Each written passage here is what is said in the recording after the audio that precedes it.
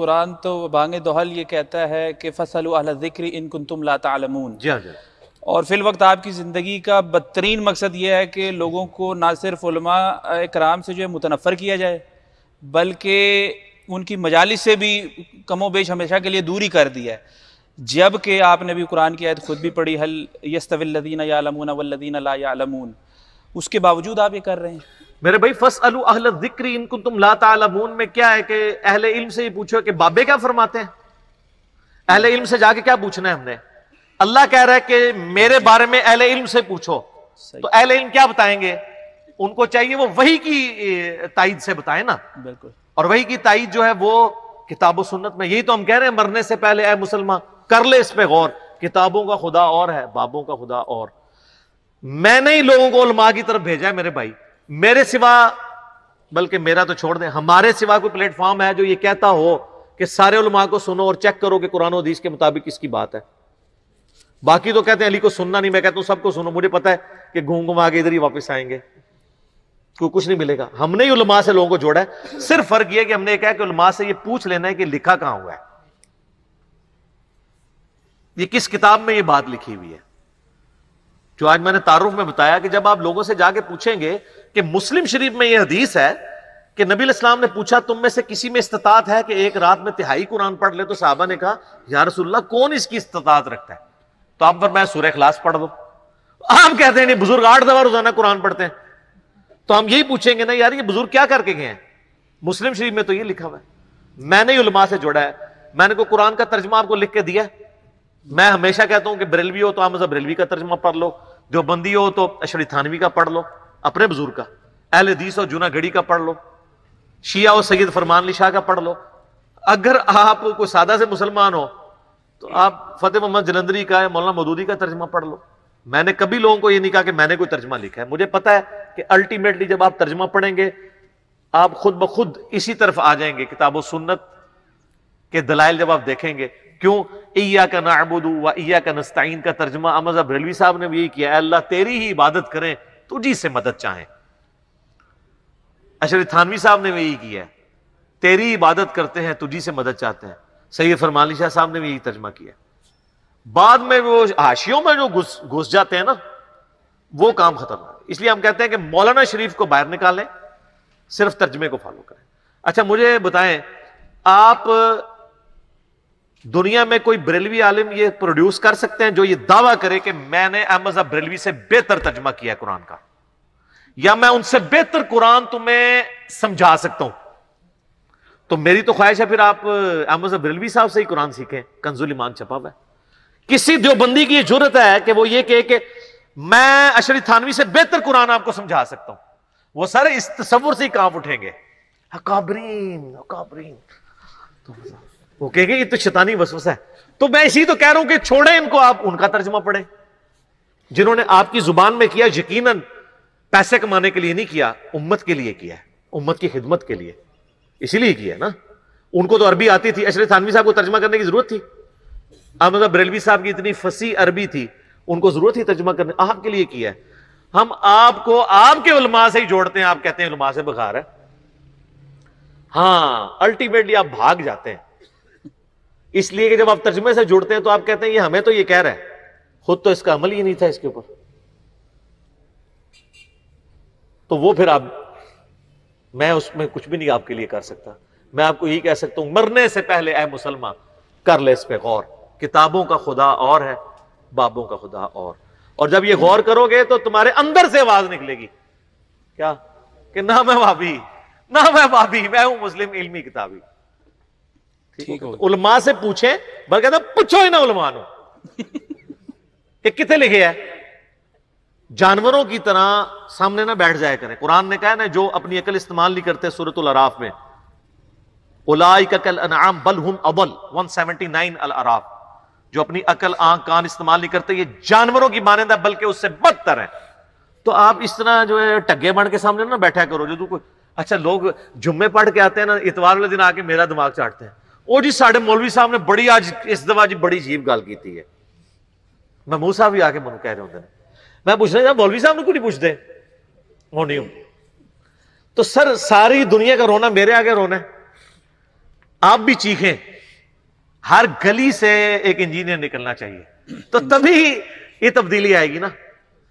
تو آپ لیکن مولویوں سے پنگا نہیں لینا, صرف ان سے سوال کرنا ہے, خاموش ہو جائیں, یا کسی ایکسٹرا جوڈیشل ایکٹیویٹی کی طرف مائل ہو تو کہ سوری سر گستاخی ہوگی, اور ان کو چھوڑ کے عوام پہ محنت کریں. وہ ہمارے شہزاد بھائی والی بات ہے کہ تقریر کرتے ہیں باہر ممبر پہ, جب کوئی سوال پوچھ لے کہتے ہیں آپ اندر کمرے میں ذرا تشریف لے آئیں, اندر ہم تے پھر تھوڑی عزت افزائی کرتے ہیں, تقریر کرتے ہیں باہر تے جواب دیتے ہیں اندر. تو ہم نے اسی لیے فورم چھوڑ دیا ہے, ہم اپنا مقدمہ عوام کی عدالت میں رکھ رہے ہیں اور عوام قبول کرے گی. یہ بھی اپنا مقدمہ عوام کی عدالت میں رکھیں تو لوگ جب کلپ دیکھیں گے کہ ایک طرف ایک بندہ وہ ہے جو کتاب و سنت سے دلائل پیش کر رہا ہے, اور دوسری طرف بندہ وہ ہے جو کہتا ہے انجینئر محمد علی مرزا کو کیا پتا کہ بابا کیا چیز ہوتی ہے, بابا اپنے جہال میں ایک چیز ہوتی ہے. تو سر لوگوں کو پتا چل جائے گا کہ انہوں نے یہ بھی پتا لگ جائے گا کہ تو کیا چیز ہے. ٹھیک ہے, ٹھیک ہو گیا. تو وہ پھر آپ دیکھ لیں کدھر کدھر کلباسیاں کھاتے کھاتے کدھر گریں گے. تصوف بھی ان کو ہم نے پڑھائی ہے کہ بھائی یہ دیکھو, تصوف میں بھی یہ چیز نہیں ہے جو آپ کلیم کر رہے تھے کہ مولا علی کا مرید ہے بایزید بستامی, کہتے ہیں نہیں وہ امام جعفر کا ہے, وہ بھی نہیں نکلیا. اور میں تو آگے جواب نہیں آنا, کیونکہ سلسلہ نقشبندیہ ہے ہی یہ ہے, یہ ریٹن میں ہے کہ امام جعفر جو ہے وہ مرید ہے, وہ پیر ہے بایزید کے. اس کا سلوشن کوئی نہیں ہے, اس کا سلوشن صرف یہی ہے کہ وہ قبر تے جا کے بیعت ہوئے سن. او میں پھر کیا مسلم شریف بھی چاہے جنگ صفین دے ہوتے تابعین نے کہا کہ جی ابن مسعود آئے تھے صفین پہ حدیث بیان کی, انہوں نے کہا ابن مسعود قبر سے نکل کے آگے تھے, جنگ صفین تو 37 ہجری میں ہو رہی ہے اور ابن مسعود 33 ہجری میں 4 سال پہلے فوت ہو گئے ہیں. وہ تو 4 سال بعد قبر سے نکلنا نہیں مان رہے, یہ کہہ رہے 40 سال بعد نکلے نے. کہانی اچھا میری کسی سے کوئی دشمنی نہیں میرے بھائی, اور آپ کو میں بتاؤں مجھے نجی محفلوں میں لادہ سے میرے ساتھ سب علماء اچھے طریقے سے پیش آتے ہیں. وہ کہتے ہیں ہمارا کمپٹیٹر ہی نہیں ہے, کیونکہ نہ اس نے ہماری کوئی مسجد تھیائی, نہ اس نے کوئی مدرسہ تھیایا, نہ کوئی چندہ تھیایا.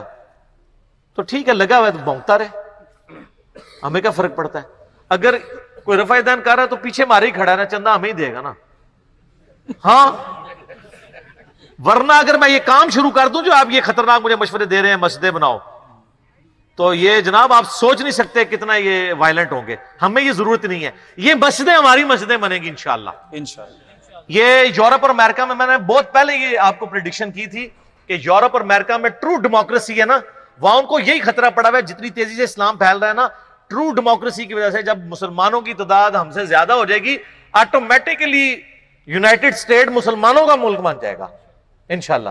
اسی طریقے سے یہ آٹومیٹکلی مسجدیں جو ہے نا وہ مسلمانوں کی مسجدیں ہوں گی, ابھی بھی ہیں لیکن پھر چھڑی مسلمانہ نہیں ہونگی ہیں. اس ٹائم نال اور بھی ہیں دوما بھی, انفی, پھر بریکٹ بریلوی, پھر بریکٹ جیسا تو پتہ نا وڈی بریکٹ, پھر وشکالی بریکٹ, پھر نکی بریکٹ, وہ بریکٹاں نے اے ساری بریکٹاں انشاءاللہ تعالی چکیاں جان گی انشاءاللہ ایک نعرے سے.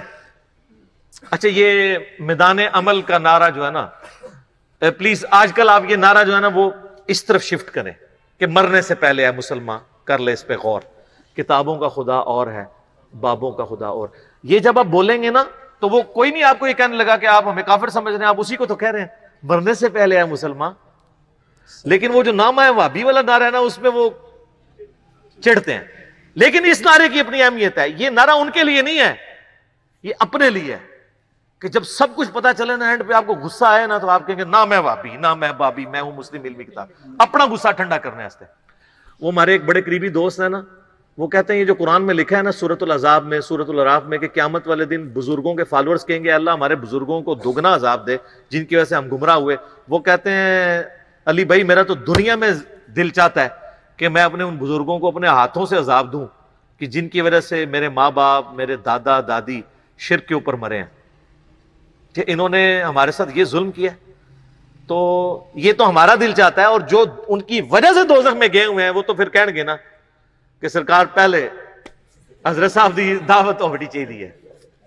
یہ دیکھ لیں, یہ تو دنیا میں دل کرتا ہے. تو اس سے پہلے اب میں سب آڈینس سے کہوں گا کہ آپ ایمفیسائز کریں حالت امن والے سلوگن پہ. یہ حالت جنگ کا سلوگن ہے. حالت امن کا سلوگن یہی ہے کہ مرنے سے پہلے اے مسلمان کر لے اس پہ غور, کتابوں کا خدا اور ہے, بابوں کا خدا اور. سر قیامت مضمر ہے اس کے اندر.